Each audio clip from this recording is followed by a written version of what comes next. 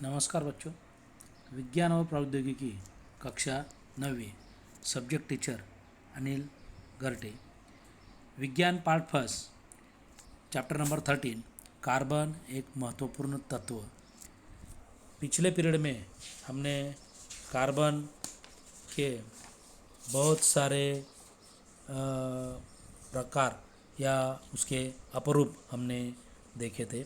इसमें हीरा, diamond, graphite और fullerene इसका अध्ययन किया था, और उसके जो अकेलासीय रूप है उनका भी हमने अध्ययन वहाँ पर किया था। उसके बाद जो है वो है हाइड्रोकार्बन्स, मूलभूत कार्बनिक यौगिक।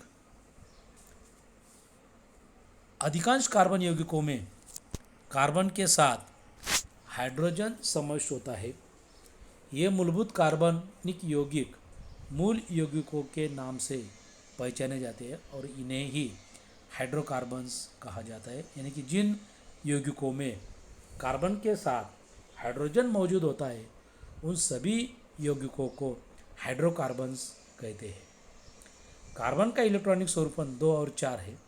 अतः कार्बन परमाणुओं की दूसरी कक्षा में 4 इलेक्ट्रॉन मिलने पर बाहरी कक्षा में अष्टक पूर्ण होकर वो समीपस्थ निष्क्रिय तत्व नियॉन की तरह वो स्थिर हो जाता है।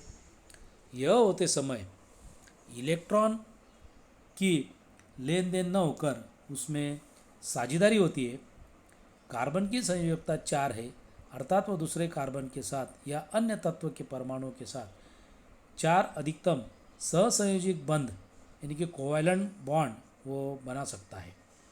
जब एक कार्बन परमाणु के 4 इलेक्ट्रॉन की हाइड्रोजन के 4 परमाणुओं के इलेक्ट्रॉन के साथ साझेदारी करने पर 4 CH बंध बनते हैं, तब मीथेन यानी कि CH4 का अणु वहाँ पे तैयार होता है। नीचे मीथेन का संरचना सूत्र और इलेक्ट्रॉन डॉट प्रतिकृति यहाँ पर दिखाई गई है। यानी कि कार्बन के चारों ओर हाइड्रोजन के 4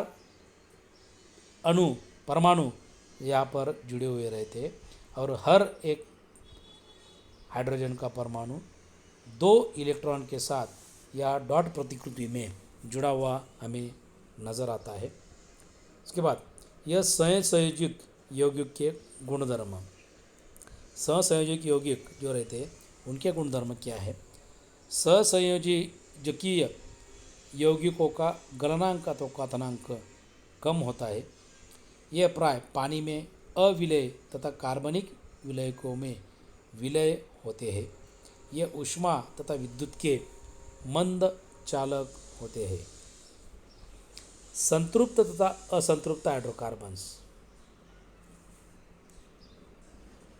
हाइड्रोकार्बन मूलभूत कार्बनिक यौगिक के बाद हाइड्रोकार्बन्स के 2 प्रकार उसमें हमें नज़र आते हैं। पहला जो है वो संतृप्त हाइड्रोकार्बन्स और दूसरा है असंतृप्त हाइड्रोकार्बन्स।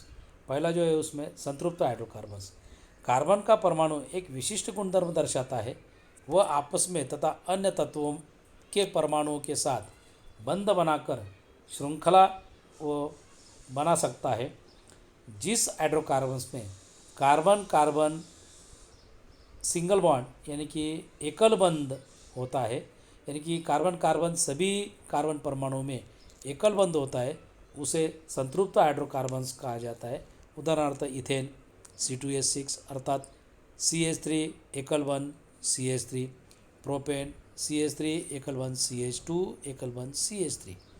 इस तरह से यानी कि जिस हाइड्रोकार्बन्स में कार्बन कार्बन एकल बंध होता है उन हाइड्रोकार्बन्स को संतृप्त हाइड्रोकार्बन्स कहा जाता है। असंतृप्त हाइड्रोकार्बन्स।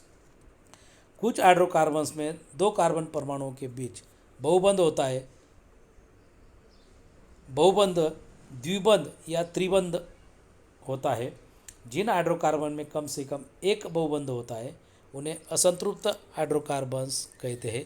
उदाहरणार्थ इथिन H2C डबल बॉन्ड CH2 यानी कि H2C दोहरा बंध CH2, इथाइल HC, तिहरा बंद CH, प्रोपीन CH3, एकल बंद CH, दोहरा बंद CH2, प्रोपाइन CH3, एकल बंद C, तिहरा बंद CH।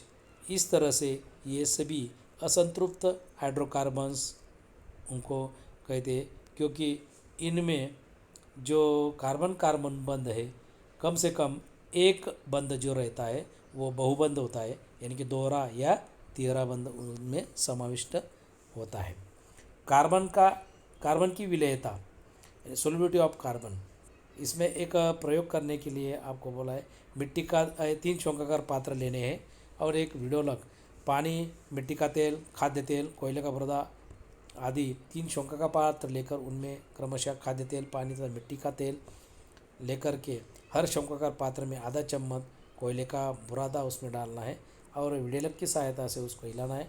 3 शंक्वाकार पात्रों को के विडोलकों का प्रेक्षण बाद में करना है और प्रेक्षण के दरमियान हमें ये पता चलता है कि ये कार्बन का जो बुरादा है, कोयले का बुरादा है, वो किसी भी पात्र में घुलता नहीं है, यानी कि वो किसी भी द्रावण में अविलय रहता है। कार्बन डाइऑक्साइड का अणुसूत्र जो है वो है CO2, अणुद्रव्यमान 44, उसका गलनांक जो है वो 56.6 डिग्री सेल्सियस। कार्बन डाइऑक्साइड की उपस्थिति, यानी कि हवा में कार्बन डाइऑक्साइड मुक्त रूप में पाया जाता है। उच्छ्वास द्वारा बाहर निकालने वाली जो हवा है उस हवा में लगभग 4% कार्बन डाइऑक्साइड होता है। खड़िया संगमरमर में कार्बन डाइऑक्साइड यौगिक के रूप में उपस्थित होता है। कार्बन डाइऑक्साइड यौगिक के रूप में उपस्थित होता है। लकड़ी, कोयला जैसे जीवाश्म ईंधनों के ज्वलन में से भी कार्बन डाइऑक्साइड उत्सर्जित होता है।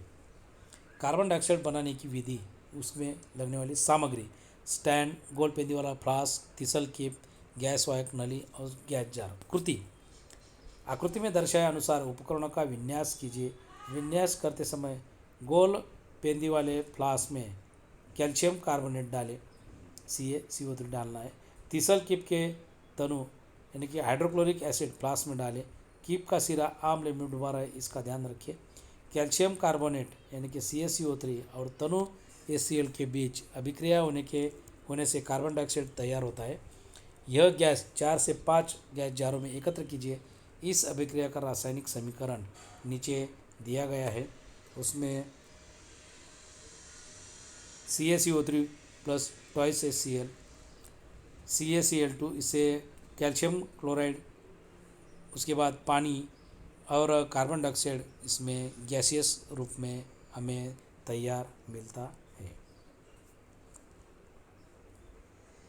कार्बन डाइऑक्साइड के भौतिक तथा रासायनिक गुणधर्म, ऊपर दिए गए प्रयोग में तैयार हुआ कार्बन डाइऑक्साइड का रंग देखना है, उसके बाद उसकी गंध लेनी है, उसके बाद गैस जार का ढक्कन निकालकर उसमें चूने का पानी डालना है। एक जलती हुई मोमबत्ती गैस जार में रखनी है।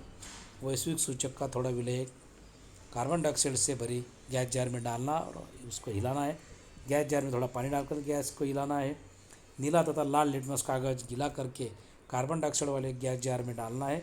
नीला उपयुक्त सभी कृतियों के निरीक्षण नीचे दी गई तालिका में हमें लिखने हैं। जब हम इसका परीक्षण करते हैं तो जांच करने के बाद हमें ये पता चलता है कि पहली जो जांच है वो गंध की है, उससे कोई गंध नहीं मिलती हमें, उसका कोई रंग भी नहीं है यानी कि वो कलरलेस है, उसका कोई स्वाद भी हमें नहीं मिलता है। उसके बाद कार्बन डाइऑक्साइड के रासायनिक गुणधर्म, जलती हुई मोमबत्ती कार्बन डाइऑक्साइड में डालने से वो बुझ जाती है। वैश्विक सूचक का उसके ऊपर कोई परिणाम नहीं होता। अभी कार्बन डाइऑक्साइड के जार में चूने का पानी डालने से वो जो चूने का पानी है वो सफ़ेद हो जाता है और सफ़ेद रंग का कैल्शियम कार्बोनेट वहाँ पे तैयार होता है। पानी डालने से गैस जार में पानी डालने से वहाँ पर कार्बनिक अम्ल H2CO3 वो बन जाता है।